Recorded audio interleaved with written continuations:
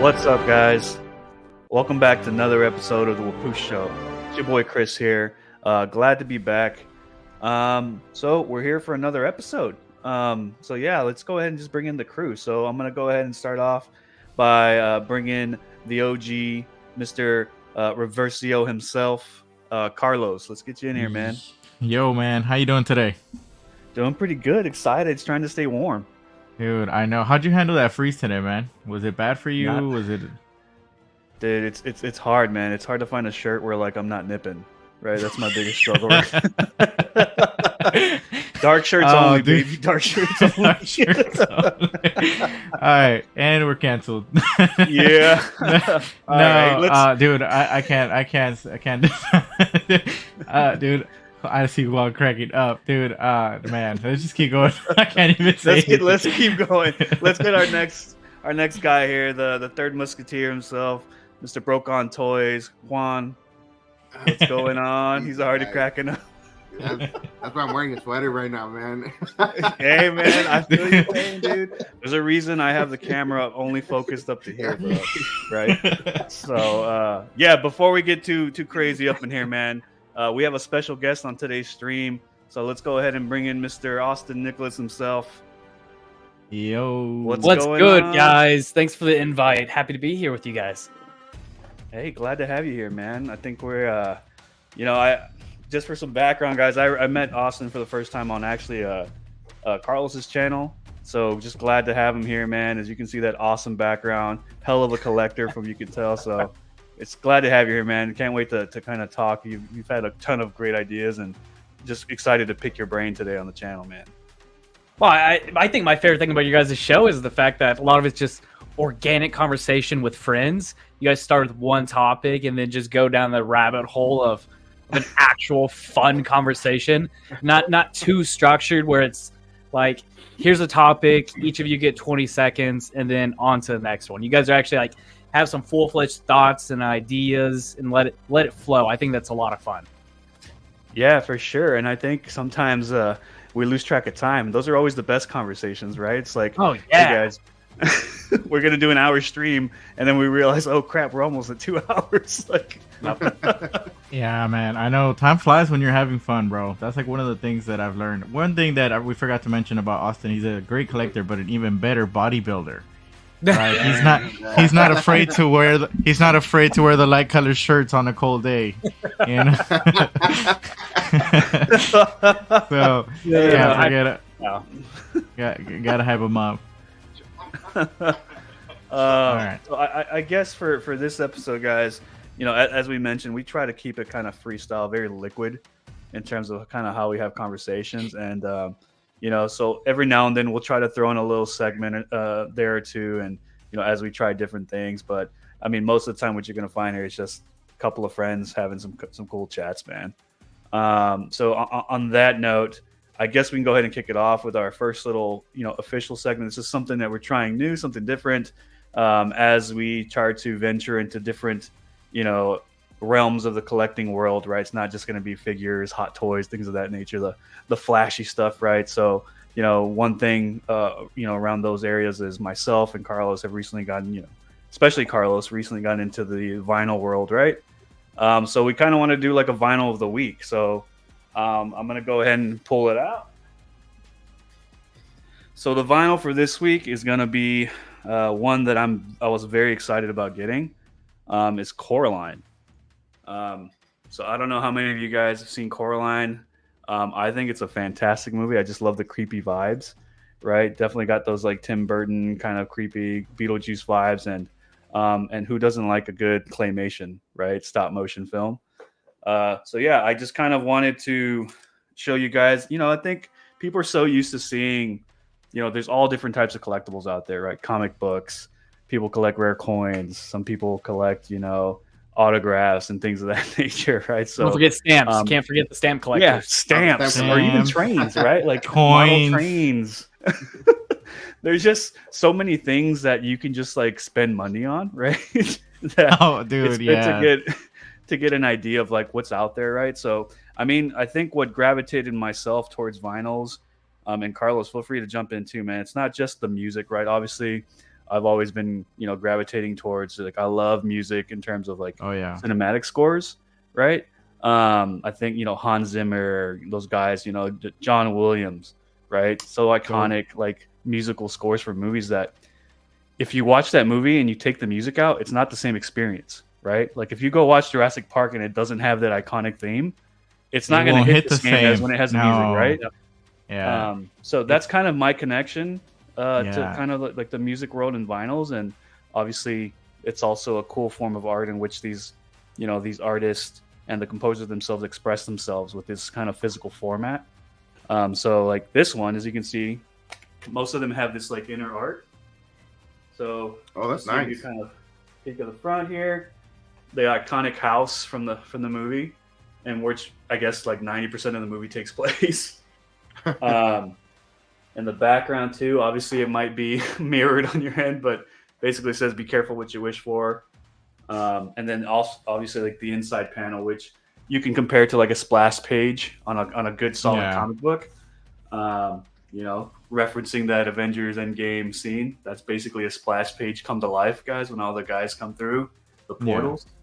And then lastly is the vinyl itself, which is also a work of art most of the time. Sometimes you'll get a standard kind of black disc. Other times you'll get some really funky art in which they kind of really just go crazy. So this is one of those, and this is why I wanted to showcase this one. It's got a really cool color to it.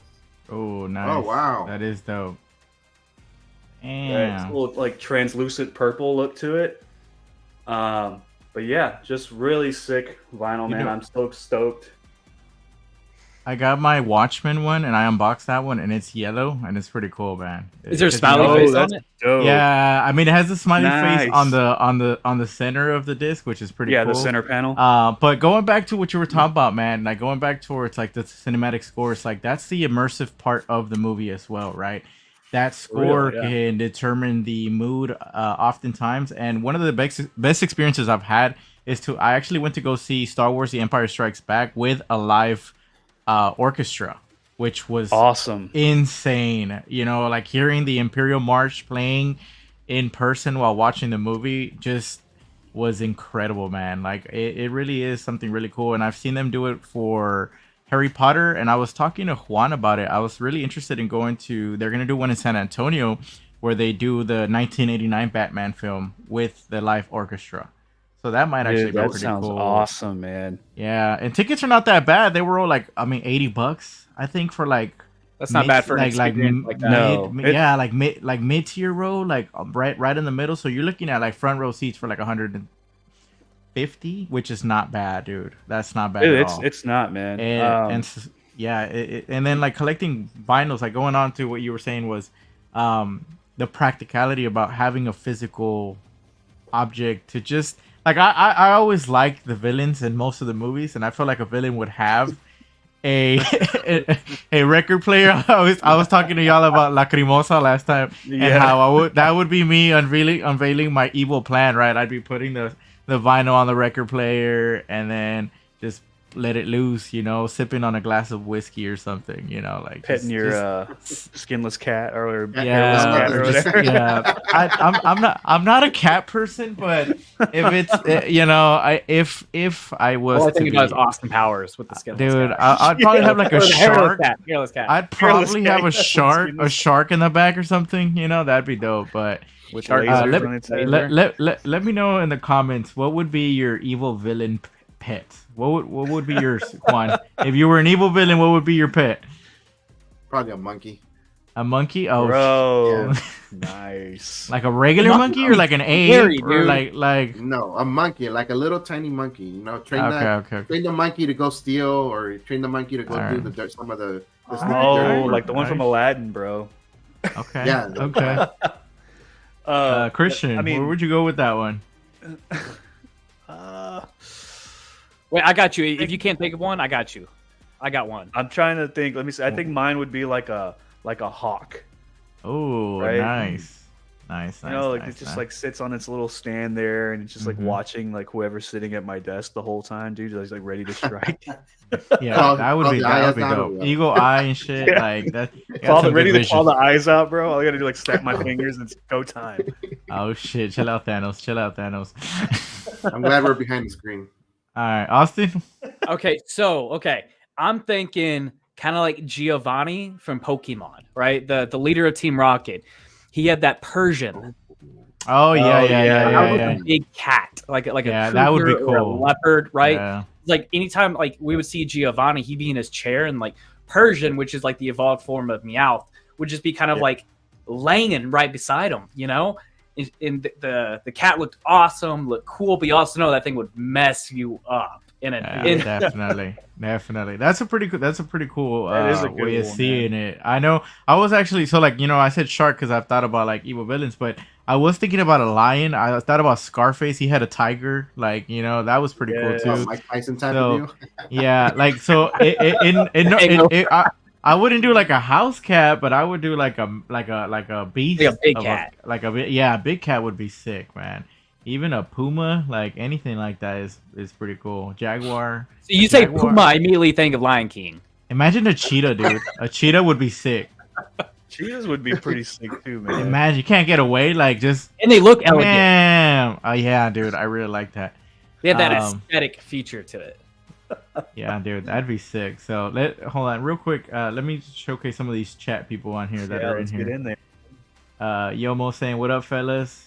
Doing the little Wha-Push, little. Nice. Oh, that is emoji. nice, dude. Yeah. Yeah, it's time. Look, another one. Christian Cooper in here. Movie Canon. Good Movie Canon is gonna have a stream on Saturday, probably Sunday as well. Yomo also streamed with us yesterday. Christian Cooper, what up, boys? Says love the artwork on that Coraline album. They got the Wha-Push from Collector Joey. EC said a snake for her evil villain pet. She's like what is she? A from Harry Potter? A Slytherin. She's a Slytherin. So she's always talking about the snake. Collector Joey saying a chameleon would be his. And then Collector Joey Yomo, sorry, what is that? A bear? A bear. A bear. That'd be cool. Bears are pretty cool. Have y'all seen that Russian guy with the bear? I've seen a lot of Russian guys with bears, dude. Have you seen those videos? Those are dope, bro. Like, dude, they're like wrestling the bear and stuff. No, yeah, they're like petting it. They're like, "Give me your hand," and the bear gives them the hand, and they're just like cuddling and stuff. I'm like, "What the heck?" Like, what the hell? Yeah, bro. Y'all with those things, man. Dude, hey, Russia's a different breed, dude. I know. They're built different in Russia. That's nuts, man. But I guess going back to the the vinyl and the music topic. So like Carlos, like you mentioned, you went to go see was Empire Strikes Back, right? In the live symphony playing in the background. Mm-hmm. That's such a cool experience, man. And for anybody that's in the that's tuning in right now, highly recommend trying to go and experience one of those. I've gone myself. I think I've seen like Harry Potter and the Deathly Hallows. Oh, nice. With the music playing in the background. I did Into the Spider-Verse, was freaking nuts. Oh, dude, that was such a cool experience, man, with Into the Spider-Verse music. Those was rapping in the background and shit. Yeah. Dude, it's crazy. And there's like a DJ there like scratching the records and stuff to match with the movie. It was so sick, man. Full Raven shit. Yeah, it's awesome. I know John Williams was here, one time here at Houston doing, I think it was Indiana Jones, which I completely missed out on. Unfortunately I was out of the state for work, but definitely highly recommend, man. Like I said, like music, especially when it's incorporated with other media, only lifts up that media as a whole, right? Mm-hmm. So just like we said, like movies aren't the same without that music, because it's part of what defines it for you. Even like, I don't know, what's another iconic movie that you guys can think of that you just can't imagine without the music? Sometimes like the music will surpass the movie. Like think of Jaws, right, Donna? Yeah. For sure. Like even if people haven't seen the movie or they don't remember it because they saw it so long ago, that score that Donna, it stays with you. Like that I think that has surpassed the movie, Yeah. But also I think of like horror movies too. Like the music sets the tone, like when you go into the house or when you feel the build up of the music and like the anticipation, you know something's going to happen, but the music just draws you and like gives you more anxiety because you just don't know what's going to happen, but you hear it in your like your brain signaling that something's going to happen. So yeah, that's a good point, Austin. Actually, like the music is technically like a character in the movie, right? It's written into the script. It's written to elevate certain scenes. And, you know, like Austin said, you know, sometimes the music surpasses the media that it's incorporated with. Jaws is such a good example, I think. You know, you said horror, right? Michael Myers theme. Like, who doesn't know that theme, right? Dude, and I haven't even seen all those movies, and I just know that that's iconic. That's Michael Myers' theme, right? And sometimes it's not like this extravagant stuff. It's very simple things, like even like staying on the horror topic, like the theme for Friday the 13th. The right? Like those added effects are iconic, man. And it's not the same like watching those movies. And I don't know if you guys ever done it. Like, there's people on YouTube that they'll rip the music out of the movies and just like play the movie, and it's just the you know the dialogue, and they'll try to the film reactions is like, man, this just feels odd. It feels really strange. You know, it is not having any background music, right? I mean, it's just as important as the visuals, right? Like some of the visuals come to life with that. So I think it's like it's part of the I would guess the formula for a successful movie. It's like if the score lines up with the movie and the scenes, it's just gonna make for an excellent film, because sometimes that's what's missing as well. I feel like there's so many missed opportunities where some movies may not be as remembered because they didn't have such a good score, right? Like I think it's pivotal. It's pivotal to like the sequence or whatever's happening wherever they want to really send out that, I guess, the important part of that movie, and that right tone is going on, the right tune. I don't know, man. I think it just makes for a really good experience, right? Because that's really what we're there for. We want to see that experience at the best way possible. It's kind of like you need that, right? Just imagine when there was no like movies with like good sound and stuff like that. It was just movies. Like it just those silent movies. They had songs. Different, yeah, they do. Yeah, they had music. Mm-hmm. Yeah, it's just it's so different, man. It's so different. I saw Nostradamus not too long ago. And it was a lot of reading, but the music itself, even then it had that iconic type of tone throughout the film that it was indicating, it was supposed to be like a suspenseful horror type of deal. But and it's a good point, man. Too. I think it's such a great. Austin, I love the way you explain it, right, man? And just to further hone in, sometimes the directors, like I said, it's a character in the movie, or they incorporate it, and it's like a very important piece. And I think a good example of a director that does this a lot, in which they collaborate with the composers, is Christopher Nolan, who we all know and love, right? So Christopher Nolan has a recurring theme in a lot of his movies, which is time, right? And that recurring theme is also incorporated in the music. Most of the time, he's working with Hans Zimmer to make this music, right? Who's kind of like, basically this guy's a legend now, I think, in the music composition world.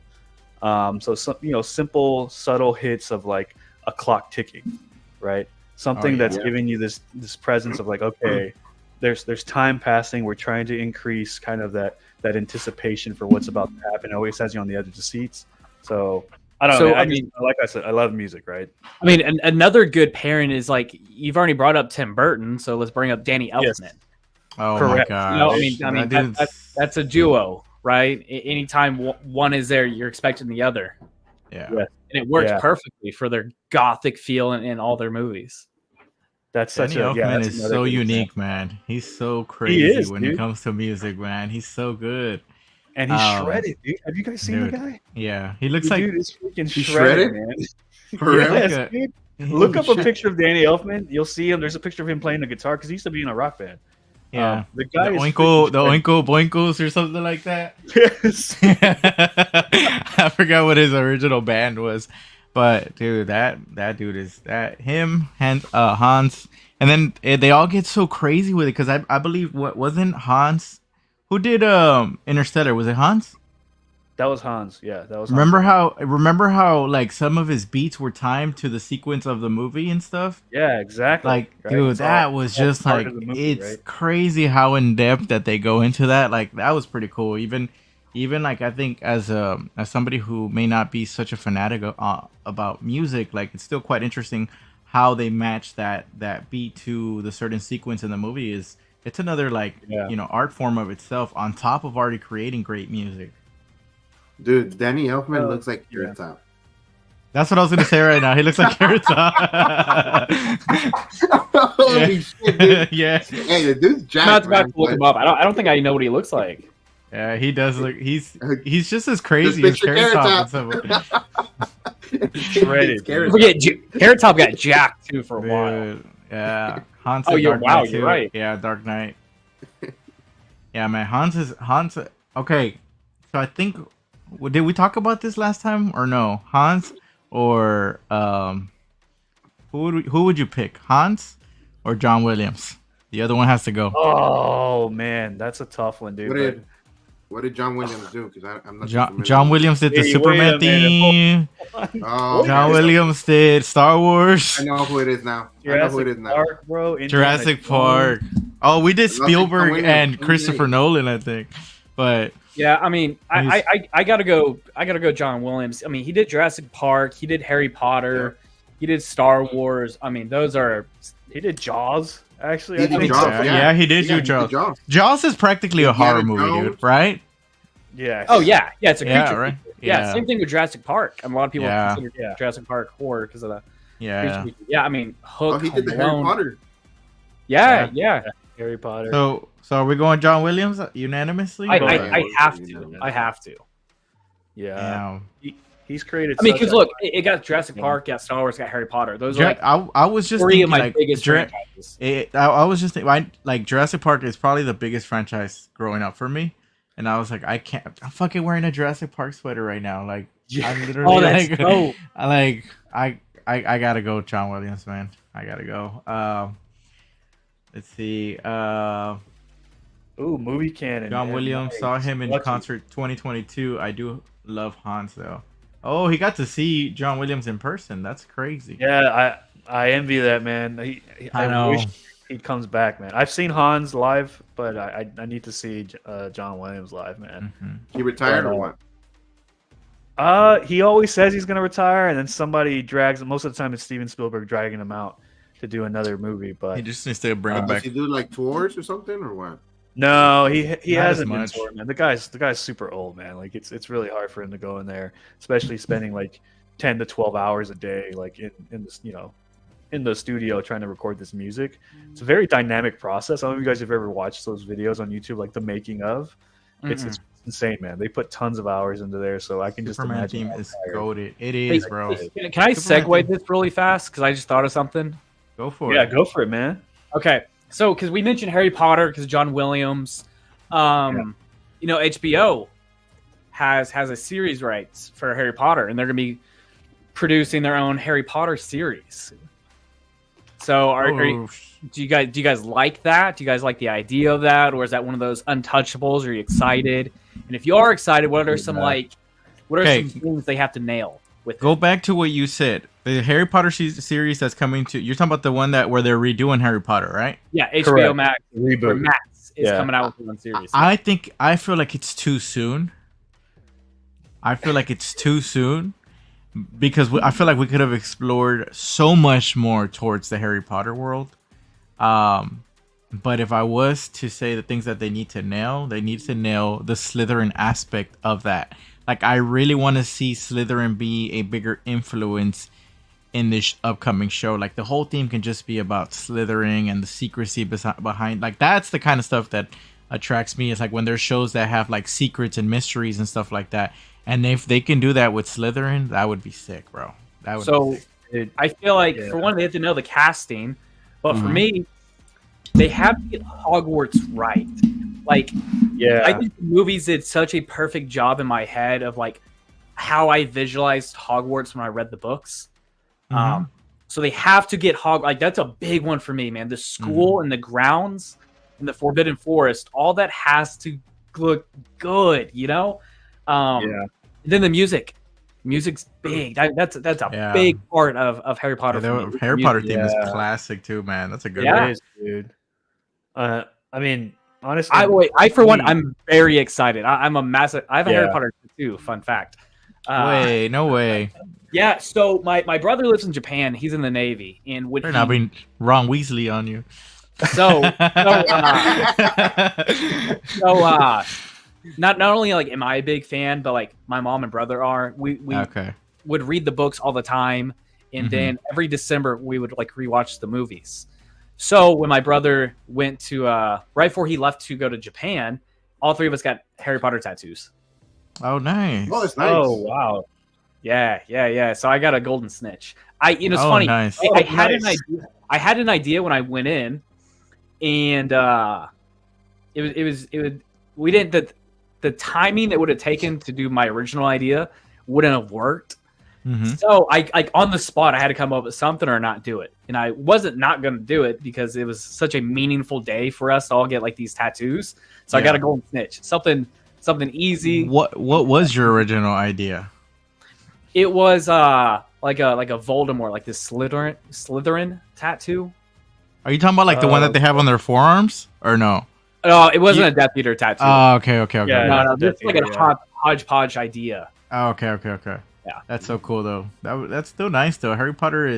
I love Harry Potter, man. Growing up, that was one of my favorite series growing up. So it's nice to see it keep getting some love because it has a lot of potential, man. It has a lot. That could be the same biggest fan base, dude. Like that has the same like amount of opportunity that Game of Thrones has. You could do a whole freaking spin-off series on each house, right? You have so much like, growing up, like, dude, Snape, a younger Snape like movie would be sick. Like him going through the whole Adam like I'm telling you, like Adam whole Driver like would be trial awesome. of him going through like going undercover and stuff like that, and like seeing the life of Harry Potter's parents through his eyes would be crazy. You know what I mean? Leading up to the events that led to The Boy Who Lived. You know what I mean?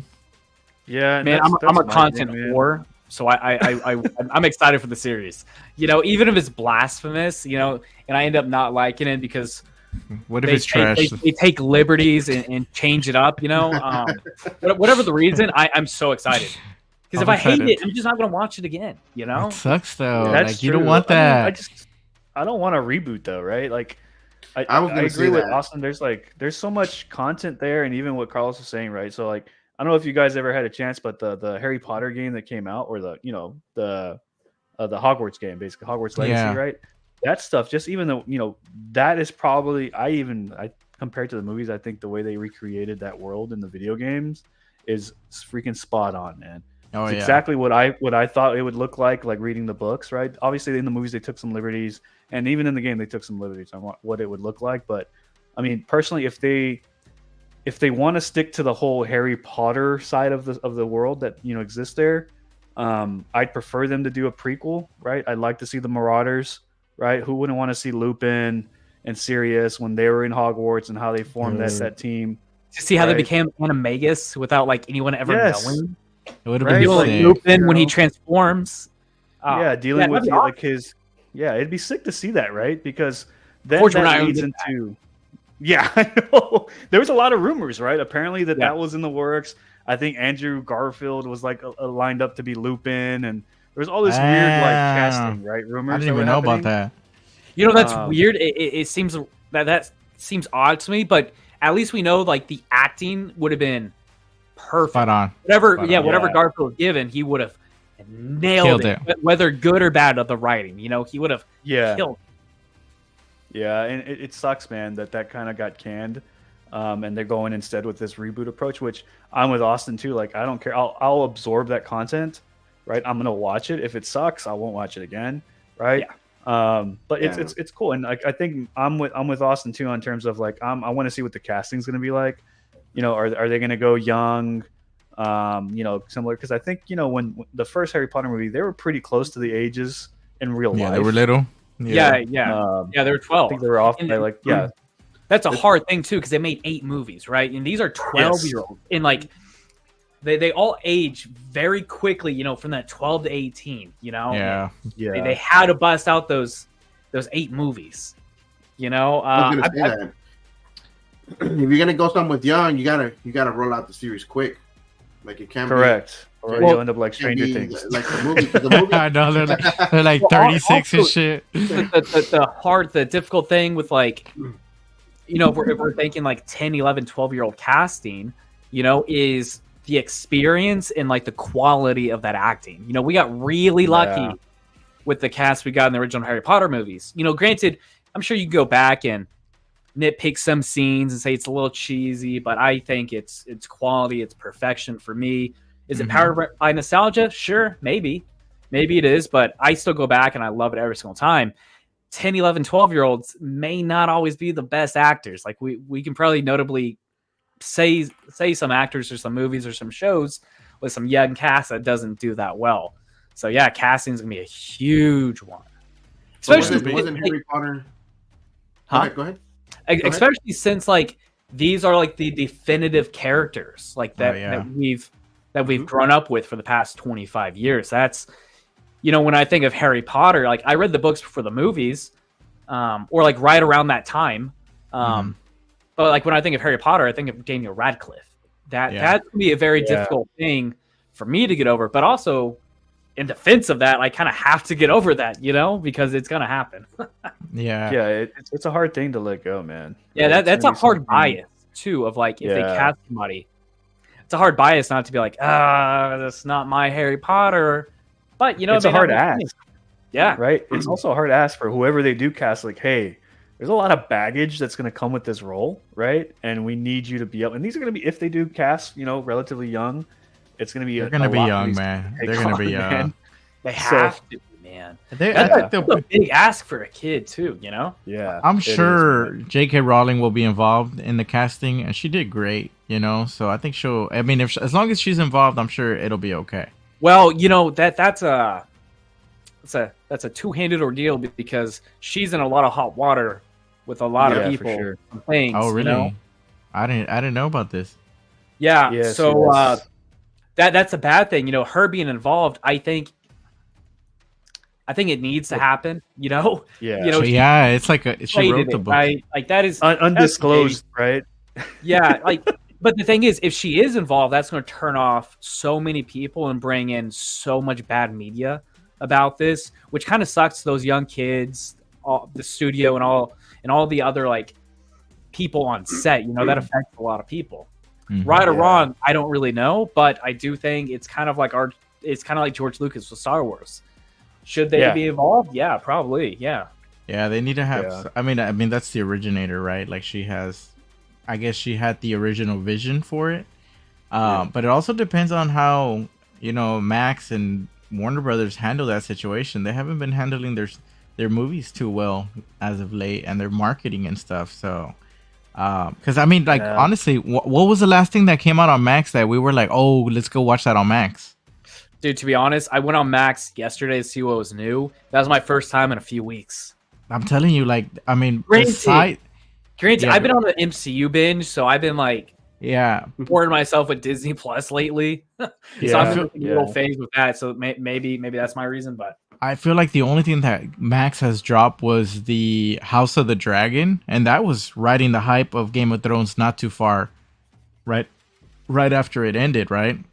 So I feel like Max needs to work, or Warner Brothers needs to work on that promotion, the marketing, getting their stuff together, because right now there's nothing that's telling me like, oh, go to Max and go watch this right now. Like, kind of like Austin. I don't know. Have y'all been going to Max and being like, hey, you know what? Like, there's this series on Max. You need to go check it out. When was the last time you heard that? I mean, all I've used Max is, it's just either it's DC stuff, right?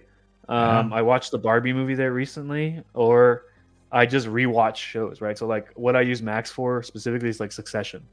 Like I have been rewatching Succession crazy, man. Man, like for me, it's just like what you said. Like it's been DC animated stuff for me outside, like exclusively like going to Max. I'm like, I'm gonna watch Batman Under the Red Hood, Justice League or something. Yeah. So I was gonna say they got some competition, man. I was gonna say for the Harry Potter casting, wasn't it an open casting, and everybody was kind of into the acting? Yes, it was open casting. Yeah, Yeah, So, they were looking for I don't know. somebody new. I mean, if they look for somebody new, I figured I would go the same route. Just go and open casting and see who you get lucky with. Yeah, and I mean, to at the end of Austin's the day, point what too, mattered to man. them was chemistry. That's what got them Yeah. to roll. Yeah, I agree, man. I don't think it needs to be this experienced actor. Right? To be honest, I'd like it less clean because, like, the actors that they got are fantastic, right? For Harry, Hermione, but I felt like they were just too good, right? There was parts where like, okay, they're like trained actors because they're not acting like kids, right? Like kids, But I don't know, maybe that's just kids in that time period. That's how they would act. I just feel like they're acting a little bit too like clean and civilized. Obviously, mine is Ron, but like I like these kids to have a little bit more fun with the role, right? A little bit more adventurous, a little bit less clean cut, right? Just like kind of let them freestyle it a little bit. I think maybe we'll actually Interesting. get that. Maybe we'll actually get that since it's a series, instead of a 2-hour movie. Maybe we get to see more of the relationships fleshed out, some more heartbreak, more emotion versus just what we saw for the 2 hours of each movie. That's kind of the exciting thing about series. And granted, I don't think they put out yet. Gio's in the chat. I'm sure he'll correct me if I'm wrong. I don't think they put out anything if it's going to be like season 1's going over the first book, then season 2 over the second, and et cetera, et cetera. But they do that, man. I'm on board. Give me a full season with the first book. We get to dive into a lot of things we didn't get to see in the movie that's in the books. Yeah, that's and true. a lot of different circumstances that we get to see the characters in that we didn't. So that may kind of hit the nail on the head with what you wanted. How many movies was it total? 8? 8 movies totals? Yeah, So because Deathly Hallows was a 2-part movie. Yeah, So would y'all want to see 8 full seasons? I mean, I'd watch whatever. Give it to me, baby. Give it to me. It'd be cool, man. You get to see all the, like you said, like all the different. It would be 7 seasons, though. Because I'm sure they can do Deathly Hallows 1 season. Oh yeah, or they could leave it at 2 just to no, maybe not. I mean, it would be cool, but you know what? I don't know. It would be crazy just to see what they do. Like they could also go a season finding a Horcrux or something. Like that would be cool too. Like I don't know. There's just so much potential that they could do, which we'll see what they do. Which it seems like they're gonna go the movie route per book, per season. I'm guessing that's what I've heard the most. I think from other people. I'd like to see more Quidditch for sure. Right? Oh, Quidditch? Yeah, like the World Cup. That could be a whole spin-off, bro. The fucking the Quidditch team, like all the drama and shit, like all-American. We get play. like Quidditch night lights, I just like stuff like that, right, man? Like we got snippets of it. Obviously, the most we got was in the first movie, right, when he's first becoming the Seeker or whatever. But like we can get episodes where like the plot for that episode is Quidditch. Hey, we have the championship coming up, right? Like world building. Yes, more of that. Yeah. More of that. Quidditch World Cup. Like we can get a whole episode on the Quidditch World Cup. You see Victor Crumb play. You see Victor crazy. Crumb play the quote unquote best Seeker of all time. Dude. And then he competed in the Tri-Wizard Cup, or Tri-Wizard tournament. There's a lot of that potential, stuff. Yeah, man. Goblet of Fire would be a 6th season because you get to see a little bit more into like the games that they have to play, and the stakes that are at hand, right? And a lot of the drama that kind of plays into. Because I felt like a lot of that was rushed too, because you're trying to get to Voldemort already. He's like, oh, he's here, right? So we've been telling you he's alive, and now he's here. So it'd be cool to get some more fleshed out storyline. When is this supposed to drop? 2026. I haven't seen like a time frame for it. I better hurry up. So we're making the show here and hyping up the show. It's not even. I know. Nobody's even casted. It is greenlit though. It is greenlit. They bought the rights. Yeah, it is greenlit. They purchased the rights, so they're gonna do something with it. Expected to air 25-26. So still a little bit out. To air? Yeah, 25-26. Interesting. I haven't heard anything about like casting searches or filming or anything, right? Like writers. Obviously, it'll be late 25 if they do it. Casting has to be British. Like that's a requirement, That would be, I think, like. Hey man, switch it up. Get an American in there. Yeah, okay, yeah, man. Oh, can you imagine? People would be pissed. Hey man, that's another thing, right? Too, like I don't people realize like whenever you read the books, like Hogwarts is in Scotland, right? I believe Yeah. Scotland. Mhm. But there's other schools, right? Yeah, but there's an American like, school. We saw that in. Yeah, there's an American school. Like, Yeah. wouldn't the series about like the American Fantastic wizards be Beasts. freaking? Well, hell, I mean, right? we even learned that in Goblet of That Fire. would be you know? crazy. Yeah. That's what I'm saying. Another school. Yeah. That would be. That's what I'm saying. Like we could get so many spin-offs off of just this world, right? So if they Yeah. play it right, with this season, they have a pot that they could really hit if they do this right, and then they just carry it on from there, man. Carry it on from there. Have y'all done the house quiz on the Wizarding World? Hufflepuff. No. What'd you get, Hufflepuff. Austin? You know, okay, look, I've done it twice in my adulthood. First time I got Gryffindor, second time I got Slytherin. But the thing is, I remember one of the questions. The question was like, Slytherin, 100%. which title, which title would you prefer to have? And it was like the bravest, or the most compassionate, or the greatest. And like, it's hard not to be a bit biased by some of that, because I'm like, yo, if I choose the most courageous, that's a Gryffindor trait. If I go like the most compassionate, that's gonna be more like Hufflepuff. The most cunning, that's gonna be Ravenclaw. So like that question, I was like, do I go with most courageous because I know that's gonna put me in the house I like, or do I go with the greatest because that sounds cooler than all the others, and I know that's Slytherin. You know, so like that was the last time I took that. It was a couple years back, but I got Slytherin on that one. But that question, I feel like that one was a bit too obvious. You know, too on the nose. There are some obvious ones on there. I myself got Slytherin. I think both times I took it. I think the only thing that changed was like the type of wand I ended up with. Oh, nice. But I don't even remember that. Yeah, which I think it's I need like to the take it core, again. right? It's like dragon string, and then the next time I got it's like phoenix feather, I think. But yeah, I don't know. I thought it's always cool, man, doing those little things, and like, I Come on, think, take the test right now, bro. yeah, he's taking it right freaking now. out. Want to take the test right now. Harry Pottermore. Potter test. Pottermore. Is it Pottermore or the Wizarding World? Right, it's one of those. I think it's the Pottermore test. I think if you type in Pottermore, it'll pop up. Everybody Like, do They're the gonna test create a right new now. house just for Juan, bro. Like, It's like, what'd you get? The Wha-POOSH? Groundskeeper. Groundskeeper. It's gonna get a. Oh, dude, that's crazy. No, I mean, Did you honestly, guys have a let me- favorite let me- teacher? Snape. Yes. Like professor? Yeah, was it Snape? Yeah. Mine was Snape, man. McGonagall, dude. She went hard, especially in the Battle of Hogwarts. That's Who Oh, is it? McGonagall did go hard, dude. I don't know who that is off the top of my head. She was the headmaster for Gryffindor, or headmistress. Animagus is a cat. Yeah. Oh, she's the one that had the witch hat all the time, right? Yes. Or no? Yeah. Yeah. Oh, I thought she was like the dean of instruction of the whole school. Yeah. Dude, that was like Umbridge. Yeah. Yeah, that was Umbridge. Dolores Umbridge. Which Oh, man, heck no. That's Umbridge? No, dude. Nah. Dude, I hate that lady. she's so I hate evil, that lady. man. I hate that lady. Man. No. I have that to was make a a Karen right to make there. an account or what? Yeah. Oh, You gotta, yeah, I think so, Yeah. man. you gotta pay wizard bucks. I'm about to get You gotta get the battle pass, bro. I didn't watch yeah, Harry Potter till a couple years ago. What'd you There's a lot think? of surprises, Wow. man. So this is cool. So you got Huh? to watch it as an adult without any nostalgia. Yeah. Well, how Yeah, was pretty it? Yeah. much. I mean, it was good. I ended up watching all the movies. Yeah. Harry The only Potter's ones that I didn't like were good. Fantastic Beasts, but the first one was good. But the one that I couldn't watch was a Dumbledore. was the last one.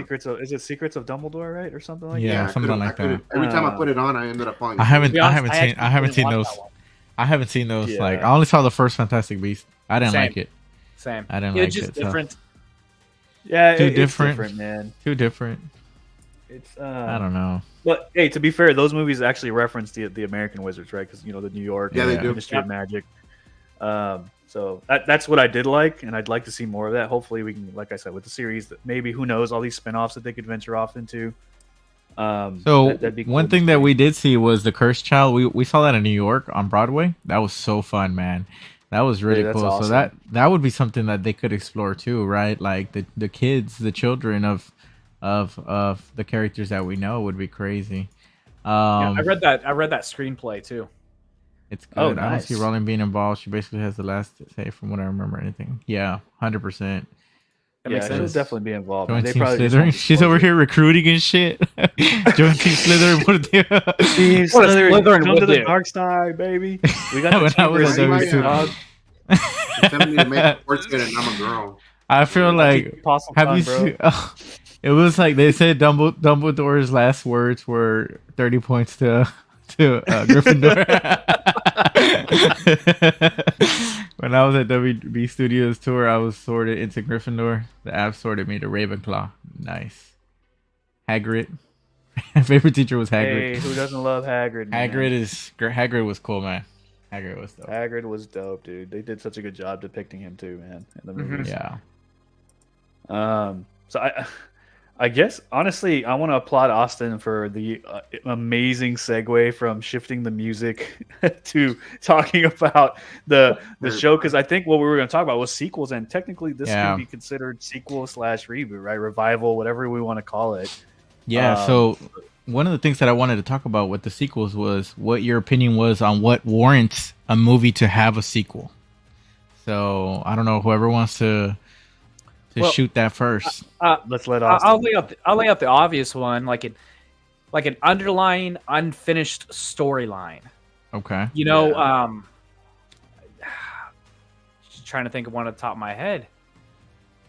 Trying to think, but obviously a storyline that's not finished. You know, let's use Bright from Netflix. Okay. That movie finished, but thing is, the entire story wasn't done.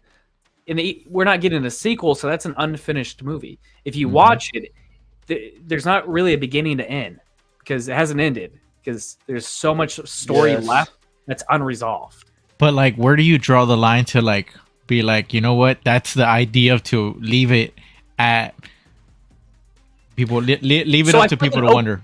So I feel like an open-ended, like a perfect movie would be like Inception, of how that one ended. Okay, it didn't end super cleanly. It ends on a note like a cliffhanger where it's a bit ambiguous that leaves you thinking. Same thing with John Carpenter's The Thing, which I think today's John Carpenter's birthday. So The Thing ends. Oh, awesome. Yeah, so The Thing ends. I don't want to ruin it for anybody, but at this point it's like 40 years. But The Thing ends. let me check the spoiler ban date. It's been lifted. It ends open-ended. It ends very clean. The storyline's done. But it kind of leaves you with this little cliffhanger of, what if this person actually is the alien? And which one are we actually following? So the storyline ends, but there's this little ambiguous trait left of the movie, you know? So if they did a sequel to Brightburn, was it Brightburn? Was it Brightburn? Or what was it called? I think it's just called Bright. Bright, yeah. What would you like to see? Jamie Foxx series. Dude, to be honest, I don't remember the movie super well. I just remember it not having like an ending. Okay. But something with like a dark elf or a dark lord. Oh, I don't remember. Poor example for me to talk about. I was like, all right. No, but you know what? I was confusing it with Brightburn, man. I was confusing it with Brightburn, which is the James Gunn film, right? That was James Gunn. Fantastic, which does deserve a sequel. Like that. Okay, correct. So that's the one. That's the one that I was referring to. Like, and I meant that one. That's okay, let's go back. Flashpoint the shit out of this. What would you like to see out of Brightburn? Like, would you see him as an adult? Yeah, would you like to see what happened afterwards? How they stopped them? I want them to fast forward it a bit. I don't really care so much about his character. I want to know what the other characters they were, because they kind of reference like an Aquaman, like a Wonder Woman-esque character. Yeah. You know, kind of give me solo movies with them, and then like there has to be a hero, right? Because obviously these are villains. That's kind of like what James Gunn was going with, like the evil counterparts to these like DC heroes that we know and love. We have to have like a hero. So like, that's what we're missing from that. Granted, that didn't do well, and we're not going to get a continuation for it. I liked Brightburn. I thought it was a lot of fun. It really was. I saw that one in theaters. It was really good, and it was At times, you know, like it was a little scary, right? Like it had a lot of horror element into it, which was pretty cool, man. It was really cool to see that. It's a different take, you know. I think the biggest thing with that one's the hero portion of it. Like, if they were to continue, we have to have a hero. You know, we can't just Lex Luthor, right? Yeah, like Lex Luthor would be Lex good. Luthor was a good to guy. be the What would he hero. do to stop Yo, Superman, right? that's good. Yeah, it would be cool, man. It would be cool to see that. Like, Be their Iron Man, basically. Yeah. I mean, there's like so much. Even with the Aquaman, like if there was an Aquaman, right? What would be it would be like pirates trying to hunt that guy. Like that'd be cool, you know. Manta, It'd be like right? Manta. I know, man. Manta was cool too. Manta is a really dope character. So, what about you, Chris? What do you think warrants a sequel? Hold on. Before you answer, I Go got my it. house. Oh, damn. Here we go. Oh shit. Hufflepuff. Oh, me too. That's what I got. Hufflepuff. So that's J.K. Rowling's favorite house, by the way. Oh shit. Nice. Damn. Yep. Most caring house, right, Austin? I'm pretty sure. I think it's Yeah. all like about. Yeah, like their big traits: compassion and friendship. Yeah. Oh, nice. There's 10,000 of us. Damn. That's what my not mom bad. is. Yeah. What's your brother? Man, I think his was. I can't remember his was Hufflepuff or Gryffindor. I think Oh, his nice, was nice. Hufflepuff though. Okay. So yeah, Yeah, we're in my good. wife We're in was good Hufflepuff. hands. And we just got the villains up in here with y'all two and ECs. know. Like y'all over here, like No, bro. villainous. These snakes. Pure in blood. there. Slytherins and Hufflepuffs are compatible, though, right? Oh, you're right. You're right. I never thought about that. Holy shit. Has I know, Rachel like- taken the test? No, she hasn't. It's funny. I was about to say she hasn't taken it. She should probably be a Ravenclaw. Like she's brilliant. Not like she's not going to put herself in situations like this. She's not going to go out and actually like. If we're at Walmart, she's not going to talk to anybody. You know. Yeah. Go in. Yeah. The funny thing is, she doesn't even go to Walmart. She actually has her groceries dropped off. Where like me, Nice. Carlos knows, I'm going to Walmart because I like the interaction. This dude lives You know? more at Walmart than he does at his house. Like 100%. Yeah, Every time. It helps I'm when there's a talking to Walmart. him, miles He's down the road. always at Walmart. I'm No, like, how it "Dang." works is I leave work and I'm like, yo, Walmart's literally on my way home. Every Might as time well I go, get every time I go to Walmart, I'm like, dude, what would Austin do here? Like, where does he hang out all the time? Like, I need to know where he spends most of his time here and shit. There's everything at Walmart. Cataloging all the inventory. I know. As soon as I go through the entrance, first two doors, I'm like, this is where Austin always does his intros to his vlogs right there. So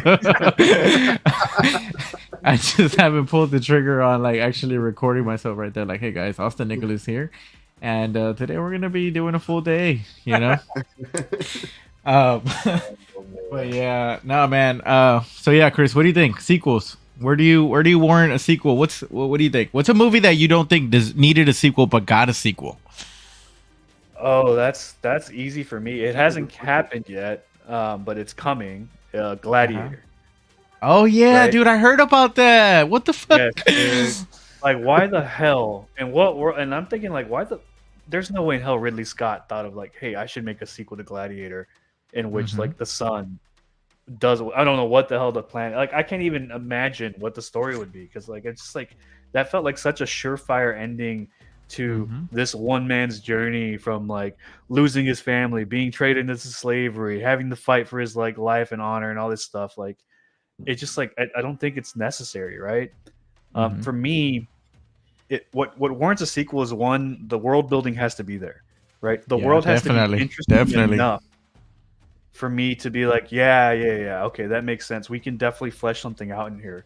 And then the obvious one that Austin mentioned is like, an unfinished story, which in the world of mid-credit scenes, after-credit scenes, it's basically every story is unfinished, right? It's very Yeah. rare that we get a solo movie now, which is ridiculous, Mhm. man. I think the market has been saturated with franchise films Definitely. where once in a while, once we get a good example of a studio that's just taking advantage of, hey, I'm just going to make these very niche, weird films that have excellent acting, excellent scores, and just weird stories, is A24. If you've ever Mhm. watched an A24 Yeah. film, Yeah. they're literally the counter to these big franchise films, right? by which they're making these kind of small, like good examples. I don't know if you guys seen Talk to Me, an excellent horror movie. Honestly, Austin, you should check it out. I have not seen that one. Check out Talk. That's the one with the hand. Is that the one with the hand? Yes. Or no? Yeah. Right. Yeah. Talk to me. Yeah. So like, real quick, I want. Go ahead, Austin. Before I go ahead. Okay, quick movie that didn't deserve a sequel. And granted, this how I don't know if this how bad the sequel was, or it's just been so long since I've seen it. The sequel to 300. Oh, Rise of the Lycans? Or no, not Rise. Well, no, not Rise of the Lycans. Rise of the Lycans is underground. What's it called? Underworld. Yeah. I don't know. Rise of the something. I was like, what the hell? Zack Snyder's 300 is such a great movie. Not only is it such a good movie, it has such a unique like aesthetic to it, which I don't think could be repeated. It looks such a certain way. I don't think another movie could actually replicate that and be good. If I saw another movie to do that, I'd be like, what the hell am I trying to watch? But yeah. That the sequel to that, no, like that should have been like a one and done, you know. Here's one thing that I wanted to bring up when Christian brought about like movies that studios are forcing movies to do a sequel, and this was one that's debatable, but I know John Krasinski, I don't know how to say his name, didn't want a sequel to A Quiet Place. And I felt like he was forced to do that sequel. A Quiet Place was perfect. It left it up in the air. They brought the sequel. The sequel was good, but I you know, like the thing was like, I think that movie would have been okay ending the way that it did, because then it left your world to an imagination, and you could have done a spin-off. I mean, granted, this was a prequel, which, you know, it technically it hits a little bit different, but it's just interesting, right, to see how some of these movies are being treated. And you kind of see that happening with the studios, how you were saying, like they're really just trying to pump out movies that maybe hit once, and then the second one they don't try as much. So, well, so what you just said about John Krasinski kind of being forced into that, we saw Rob Zombie. That happened with Rob Zombie in Halloween 2. You know, he stated he didn't want to do a sequel, but he was contractually obligated. So like the effort into the movie just wasn't there, and they just went left field and tried something very wonky. You know, he didn't want to do it. You know, if Carlos, you hit me up with an idea, I'm like, yo, I have an idea, I want you to do this, and I'm excited and I want to do that idea, I'm like, oh hell yeah, I'm bringing enthusiasm, passion, the want, and I'm willing to put in that work. If I told you a few months ago that I would do something, you hit me up like, yo man, you remember this? And I don't remember it. I'm like, oh man, I was excited for it at that point, I don't want to do it now, and you kind of forced me to do it. Am I putting the same amount of efforts? No. Probably not, man. You know? It takes away from the fun, right? Like being excited about something creates enthusiasm that leads to creativity. And when you don't have that push, when you're not motivated to do something, you lose a whole channel of ideas, because you closed that door a long time ago. You close those ideas off, and you're limited to what is coming your way or to what you are given, right? And you're like, well, this was given to me, I'm just gonna go with it and just gonna do my part. The movie Cannon was saying the original plan was to bring Crow back somehow. They ditched that idea. That would have been insane too. Yeah, I mean, maybe he had a twin and shit, but no. That movie is probably my most unnecessary movie right now. It's just, I don't see 100%. The point of it. I'm sure Ridley Scott's an amazing director, so I guarantee you it's going to be really well shot. The acting's going to be phenomenal, right? I just, story-wise, plot-wise, it doesn't make sense. It's not something that I asked. Like, I don't think a lot of viewers are asking for. So I'm more curious to see what he's going to do with it. And I'm more curious. I want to blatantly just ask him. It's like, was this a studio decision? Like, you're even pushed to do this, or you actually wanted to write this sequel? Because Ridley Scott's very nitpicky about which movies he makes. So I just find it really hard to believe that he wants to do a sequel to this movie. It's crazy, man. It's crazy. Juan, is there a movie that you didn't like a sequel to? Iron Man 2. I'm just kidding. Oh, that's crazy. That's crazy. I'm just poking. No, I think damn. The Joker 2. I mean, it's not out yet, but it's coming out, and I think the Joker 2 is one of the first movies that came to mind. I was just kind of like, the whole Lady Gaga thing, and making it into a musical. I mean, I guess, right? You don't feel like singing while watching the Joker? Not really, but the Joker ended in such a good tone. I mean, it left you up for like everybody's saying.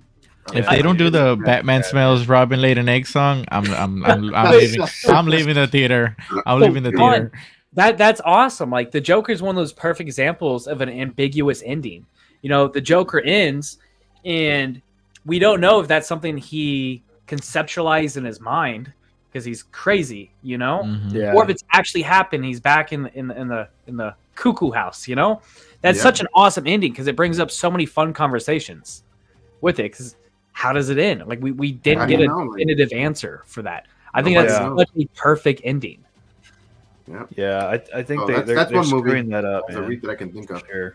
Well, granted, am I excited for it? Hell yes. Am I nervous about it? Hell yes. I'm gonna tell you what. So damn nervous. I'm gonna tell you what movie doesn't need 4 more movies. Fast and the Furious. Man, that's the best example. Cat Williams said that Ludacris got paid $200 million for 20 movies. Damn. I mean, like that's like. Insane, I mean, like you had a lot of nostalgia coming from certain movies, but I mean, dude, they've gone a little bit overboard on those. Like like they're like on their third trilogy. Yeah, but do we need the rocket ships and stuff? Like, no. Like at this point, like he almost came out and helped Captain America take down Thanos. Like it got that extreme. Like, and what's ironic is he just released a statement a couple days ago saying that they're going back to roots in the sequel. Right, so they've decreased their budget. It's no longer going to be, they limited themselves to like 200 million, which is still freaking insane. But it's going to be back to basics. It's going to be about cars. It's going to be a less kind of vivacious villain, apparently. Right? I think they told Jason Momoa to tone it down. Dude, he was wilding out there, bro. He was wilding out there, like Joker-esque. In that, yes, he was, man, and I think he had beef with Vin Diesel because Vin Diesel was coming off like, look, you're basically, telling them that you're overacting, and I feel like Jason Momoa just did this movie he's just trying to have fun, have a good time with it. He was like, I need a quick. He was like, I need a quick bug, real quick. Let me just fuck around. The funny thing is, he was actually my favorite part about it. But granted, did it feel like a caricature of a character? It did, but so is Vin Diesel at this point. He's a superhero at this point. He's a caricature of what he was in the earlier films. Like we saw him stomp and like a building crumbled underneath. Oh yeah. Fall like a car crashed from the fucking sky within a minute. Is at this point, is it safe to say that Vin Diesel, aka Dominic Toretto, is a supernatural character in the Fast and the Furious franchise? I think so, man. Like he has superhuman abilities, right? Like every villain he encounters, he just becomes like his best friend and part of the family. He does not like his reflexes alone warrant for like he's a superhero, dude. He's like a superhero, 100%. Like I don't know if I don't know. I'm not even gonna mention. But man. I'm glad we didn't even bring that one up because that's like a whole nother rabbit hole for us, man. Because those movies, honestly, they should have stopped at maybe 4. 4. Right? I think 4 would have been nice. I would accept 5. I would accept 5. Yeah, 5 is good. Austin's got a fair point. Fast 5 is fine. They could have stopped at 12. Honestly, all right. 6, 7, 8, 9. I get those so mixed up. Like 6, 7, 8, 9. Those are all intertwined together. Where I can't. Dude. Which is crazy because those are the newer ones, right? You would think that the older ones are the ones that you forget, but it's quite the opposite, man. Like I could quote the whole first movie. I can't tell you a single thing that they said in the last one besides family. I'm sure they said that a few times. Oh yeah, I do. Too Fast, Too Furious. I can quote a lot of Too Fast, Too Furious. A lot of one-liners in that movie. That was so much fun. Let's see. We got Matthew Figueroa in here saying, "Remember they got 20 movie contract according to Cat Williams." Juan was saying so. God damn, bro. I don't know about that now. I'm sure they do, but that's fucking crazy. That's a good comment. It's my cousin in the. Appreciate you joining the stream, man. Yeah. So I guess I was gonna I was gonna say the Toy Story movies also kind of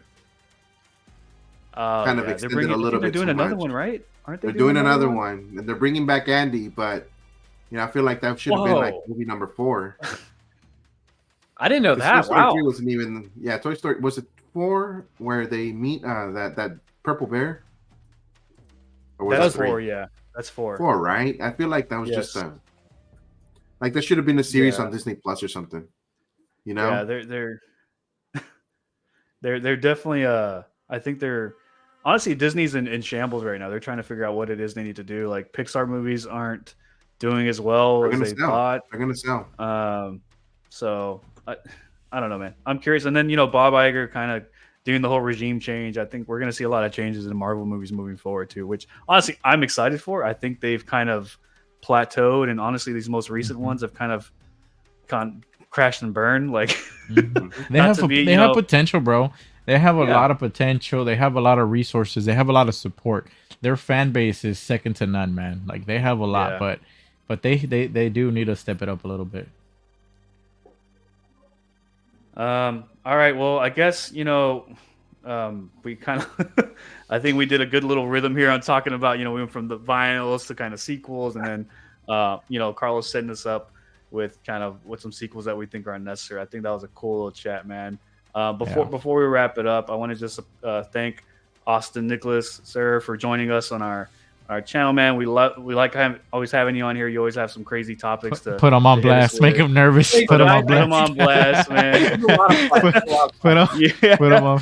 But let the audience know what you're up to, man. Go ahead and give yourself a plug there. No plug needed, but what you should do is go to each of these guys' profile and subscribe, follow them on Instagram, do all of that because they're awesome, great guys, awesome content. And make sure you tune into this weekly, even if I'm not here. That is my plug. Dude, shout out to Austin, man. That's America's sweetheart here. I did for anybody, the people's champ here. If you are watching live or on the replay, I linked all his social media down below: YouTube, Instagram, LinkedIn, all that good stuff. Go check out the latest reel. Yeah, go. Right? We dropped the Yu-Gi-Oh reel. If there's any Yu-Gi-Oh fans, so check that out, man. Check that out. That was fun. All right, Mr. Reverse CEO, Broke on Toys, guys.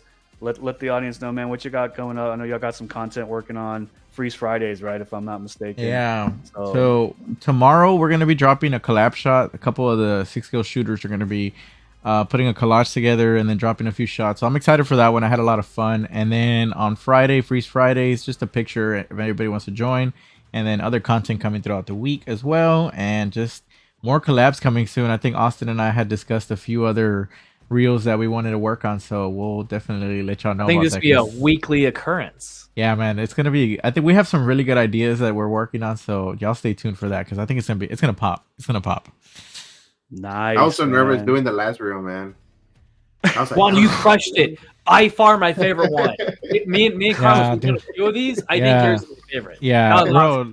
Did you get Chris or not? The theme song's forever stuck in my head. Yeah. And I just finished watching the first 4 seasons. Yeah. And it's time to that's in there. So bro, you're not Juan, I need to know how many tries did it take, Juan? Was it first try? 2. Okay, because that was fire, dude. That was fire.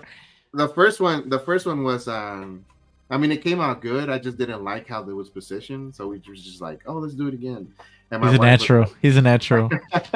My wife was like, you better give me some credit. I said, I don't know nothing about that. You're looking at the Robert Downey Jr. of our generation right here, ladies and gentlemen. They're ready for the sequel. He was the professional, man. The professional.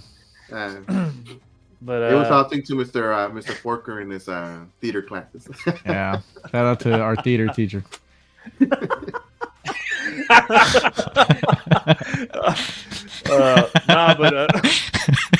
I guess we can go ahead and wrap it up here before we start freaking cracking up, man. Thanks to everybody that joined the stream, man. Keep an eye on the lookout. The plan is to do these streams weekly. Let us know in the comments, man. What's some content that you guys would like to see to the channel. Like I said, we're still kind of exploring and testing things out. most of the time it's just going to be us having cool chats, like with our awesome guest today, Mr. Austin Nicholas. But yeah, just we'd like to kind of see what you guys think, what y'all like to see. So we appreciate you guys joining, man. What's going on, Austin? Okay. Can I leave the audience on replay with a question to leave in the comments below? For sure. For sure. Okay. Go for it. Who will win in a fight? Danny Phantom versus Avatar: The Last Airbender. Let us know in the comments below. There you go. Why? And why do you choose who you chose? We need a dissertation, a full thesis on why you choose this person. And we're going to leave you with that, guys. Peace. Peace. Thanks for joining.